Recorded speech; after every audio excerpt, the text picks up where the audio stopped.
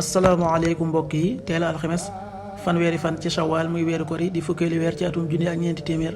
ak ñeent fukk ak juróom ci gàddaay yonent bi sallallahu alayhi wa sallam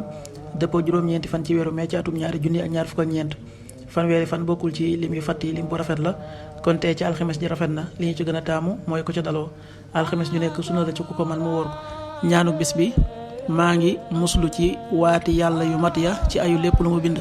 aaudu bi kalimatillahi taammaati min charri ma xalaq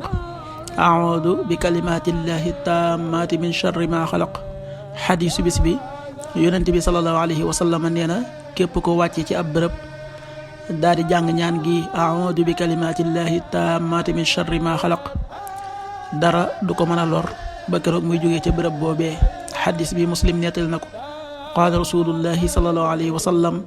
man nazala manzilan suma qaal audu bi kalimatillahi taammaati min charri ma xalaq lam yadurrahu shay'un xatta yartaxila min manzilihi dalik rawahu muslim.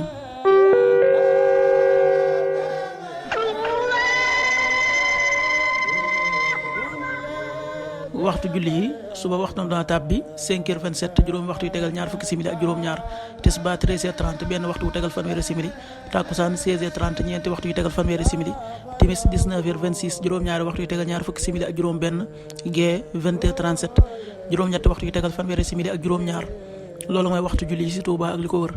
bu fekkee nekkoo Touba soo ko féetee penku ñaar fukk ak juróom-ñaari kilomètre dina wàññil benn simili soo ko féetee sowwu ñaar fukk ak juróom-ñaari kilomètre dina yokkal benn simili soo ko féetee gànnaar wala Saloum téeméeri kilomètre dina yokkal benn simili jant bi dana fenk 6h42 juróom benn waxtu yu tegal ñeent fukki simili ak ñaar di so 19h22 juróom-ñaari waxtu yu tegal ñaar fukki simili ak ñaar yàlla na nu yàlla nangul te nangul leen amin